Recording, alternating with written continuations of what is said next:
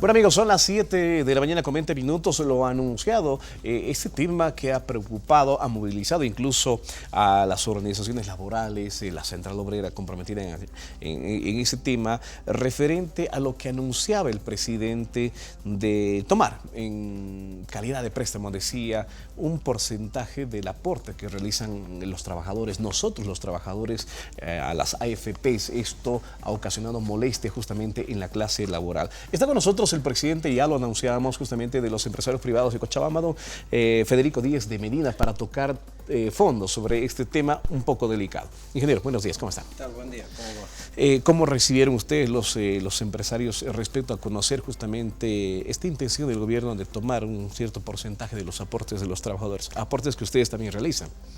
Sí, yo creo que hay que dividir en dos partes, ¿no?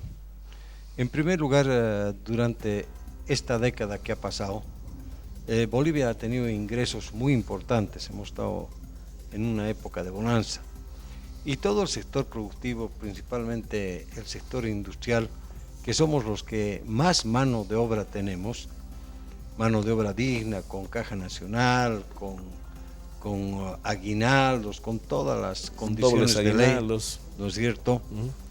Es decir, hemos demandado que haya una política de Estado de apoyo al sector más importante, porque yo creo en Bolivia, en el país, lo más importante es dar trabajo a los bolivianos.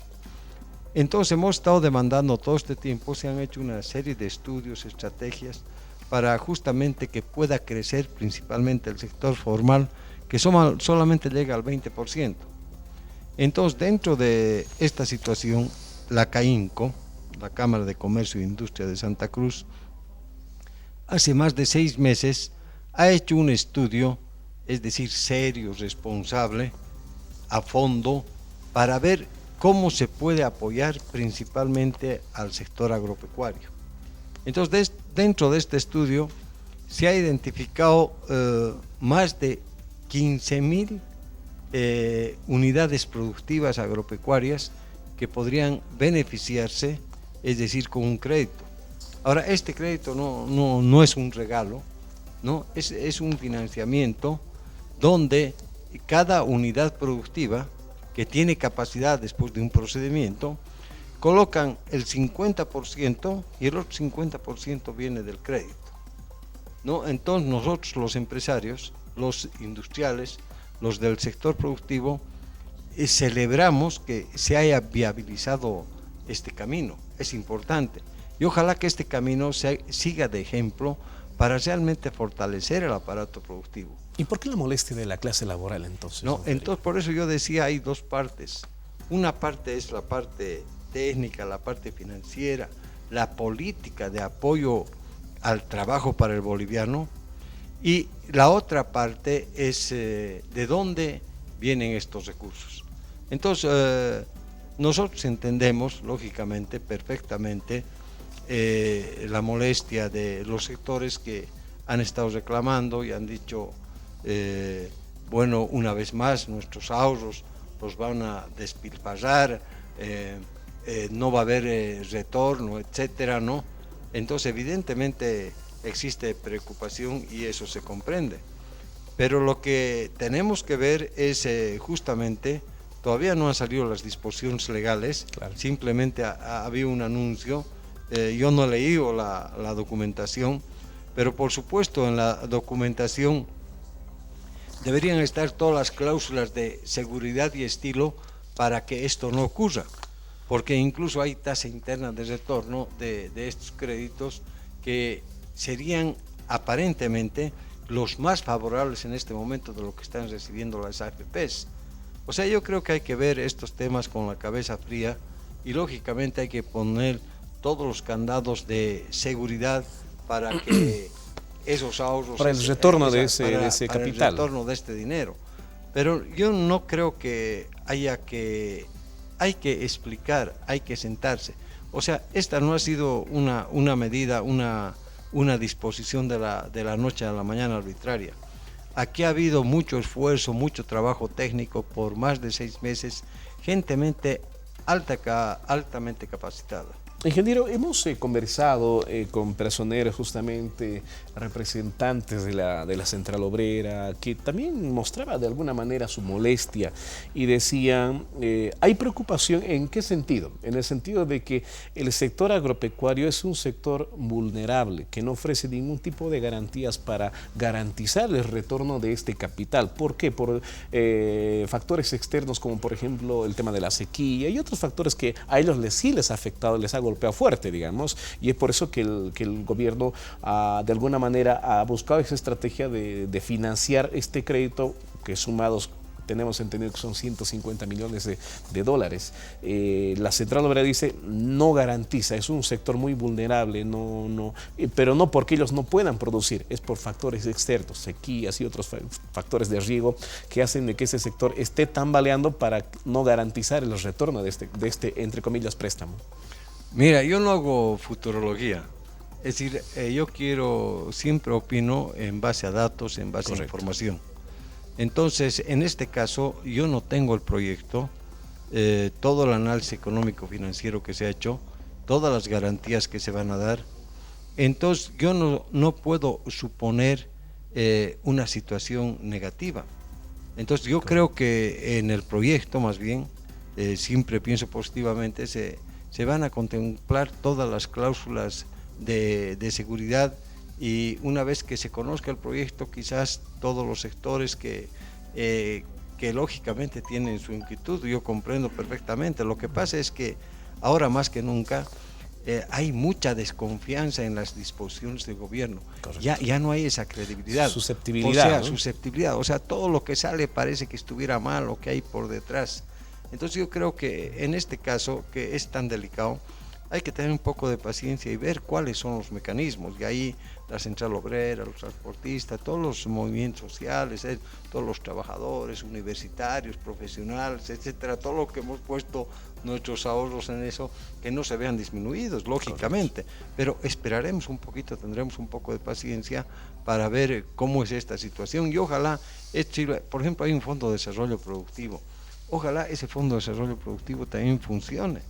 Porque como yo digo, es decir, las inversiones son directamente proporcional al trabajo para los bolivianos. El presidente Trump en Estados Unidos ahora se ha posesionado. ¿Cuál es su meta número uno? Primero los norteamericanos. Correcto. Trabajo para los norteamericanos. Y esa debería ser la meta de Bolivia. Primero trabajo para los bolivianos. Incluso las empresas bolivianas deberían ser favorecidas directamente. En este momento hay un 85% que se favorece a empresas del extranjero, ni siquiera sin licitación, ¿no? Y ahora que estamos en las vacas flacas, tenemos que ver esto con mucho cuidado. En el caso, por ejemplo, de este crédito para Santa Cruz, está en juego la seguridad alimentaria. Y si no se garantiza la seguridad alimentaria, va a haber una espiral de inflación de los productos de primera necesidad. Y esa palabra inflación ya se la está manejando ahora. Hay que analizar las causas, consecuencias, resultados. O sea, yo creo que uno tiene a veces un sentimiento, ¿no? Lo que quisiera o lo que no quisiera. Pero lo que hay que ver es un trabajo serio, responsable, es decir, con números y cómo se hace un proyecto para que sea realidad. Por ejemplo, el otro caso, de 1.950 millones de dólares que teníamos de inversión externa, ha caído a 500 millones. Ahí también debemos preocuparnos, ¿qué estamos fallando? Tenemos que atraer la inversión extranjera, tenemos que dar seguridad, porque eso nos da trabajo a los bolivianos. Bueno, estamos conversando con el ingeniero Federico Díaz de Medina, el representante de los empresarios privados, referente a este tema. Entonces, ¿ustedes ven como una medida acertada que estaría teniendo el gobierno para poder ayudar a los hermanos del Oriente? No, es muy importante y ojalá que sirva de ejemplo para ayudar a todos los sectores. Es decir, el sector productivo que tiene la mano de obra masiva debe ser ayudado prioritariamente. Es decir, estamos viendo un cierre de empresas masivo que cada año está aumentando. Entonces tenemos que evitar, tenemos que revertir esa situación. Rescatamos la opinión que usted realiza, ingeniero, en el sentido de que hay que dar trabajo a los nuestros, hay que producir, hay que impulsar la producción nacional. Desde ese punto de vista, rescatamos aquello. La Central Obrera, de alguna manera, decía es que no nos han consultado, están disponiendo de nuestros recursos, de nuestros aportes, sin habernos consultado absolutamente nada. Es la posición que mantienen los trabajadores en este caso. No, lamentablemente a veces muchas cosas se dan sin la debida comunicación. Por ejemplo, en los 10 años que han pasado, el sector privado, es decir, no ha participado para nada en las decisiones que han tomado entre el gobierno y la Central Obrera. El empresariado ha estado fuera, y no porque no queramos, hemos implorado que nos tomen en cuenta y que se cumpla lo que dice la OIT, que los tres tenemos que sentarnos, Estado plurinacional, trabajadores y la empresa privada, correcto, principalmente en lo que nos corresponde, en lo que nosotros tenemos que erogar dineros y pagar.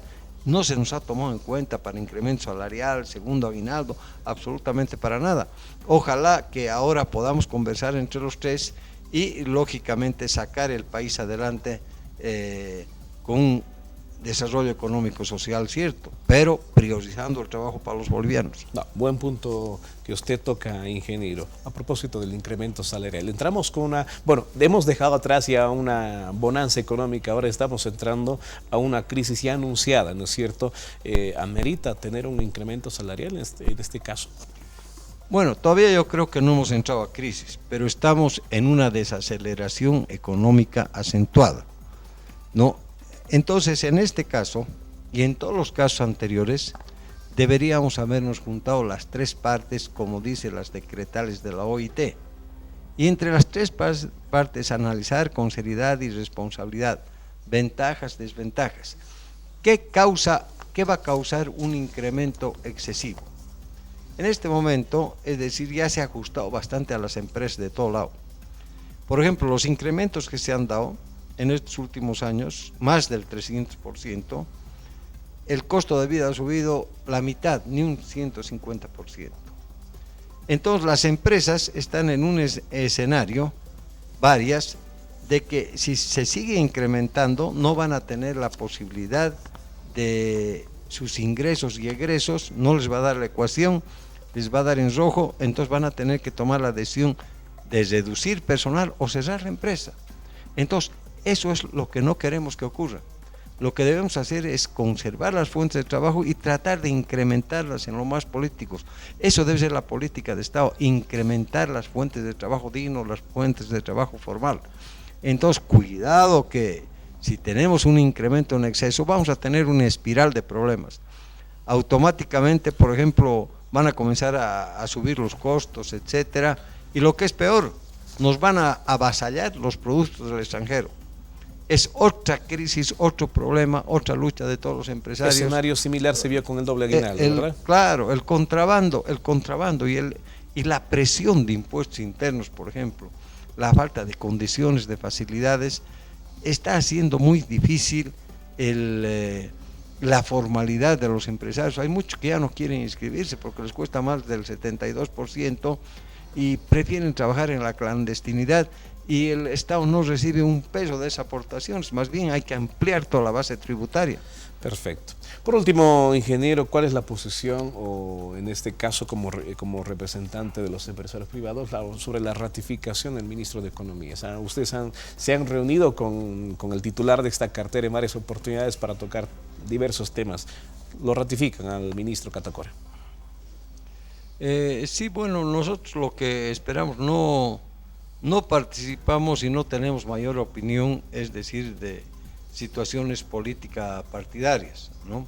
Entonces lo que nosotros queremos es que todo el cuerpo de ministros tenga la solvencia, la capacidad, la competencia para, conjuntamente con todos los bolivianos, aceptar este desafío de esta desaceleración y sacar el país adelante. Perfecto. Ingeniero, muchas gracias por la visita. Muchas gracias, muy buenos días. Bueno, amigos, hemos conversado con el ingeniero Federico Díaz de Menina para tocar justamente temas muy importantes, lo que pretende el gobierno justamente de otorgar este crédito a los empresarios, en este caso al sector agropecuario del Oriente, con un porcentaje de los aportes que realizan los trabajadores a las AFPs. Más información en su revista.